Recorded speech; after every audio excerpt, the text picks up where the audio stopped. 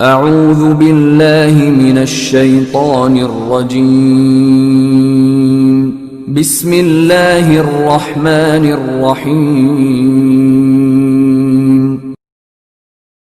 وَإِذْ نَجَّيْنَاكُمْ مِنْ آلِ فِرْعَوْنَ يَسُومُونَكُمْ سُوءَ الْعَذَابِ يُذَبِّحُونَ أَبْنَاءَكُمْ وَيَسْتَحْيُونَ نِسَاءَكُمْ وَفِي ذَلِكُمْ بَلَاءٌ مِّنْ رَبِّكُمْ عَظِيمٌ۔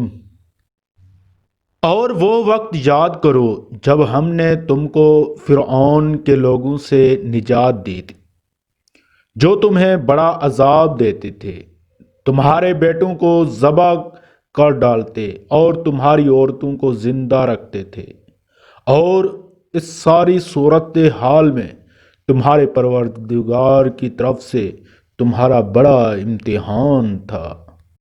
تفسیر: فرعون مصر کا بادشاہ تھا جہاں بنی اسرائیل بڑی تعداد میں آباد تھے اور فرعون کی غلامی میں دن گزار رہے تھے۔ فرعون کے سامنے کسی نجومی نے یہ پیش گوئی کر دی کہ اس سال بنی اسرائیل میں ایک بچہ پیدا ہوگا جو اس کے بادشاہی کا خاتمہ کرے گا۔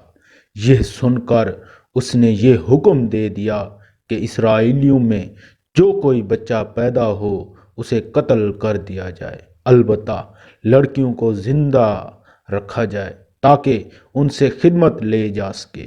اس طرح بہت سے نوزائیدہ بچے قتل کیے گئے، اگرچہ حضرت موسیٰ علیہ السلام اسی سال پیدا ہوئے، مگر اللہ تعالیٰ نے ان کو محفوظ رکھا۔ اس کا مفصل واقعہ سورۃ طٰہٰ اور سورۃ القصص میں خود قرآن کریم میں ذکر فرمایا ہے۔ وَإِذْ فَرَقْنَا بِكُمُ الْبَحْرَ فَأَنْجَيْنَاكُمْ وَأَغْرَقْنَا آلَ فِرْعَوْنَ وَأَنْتُمْ تَنْظُرُونَ۔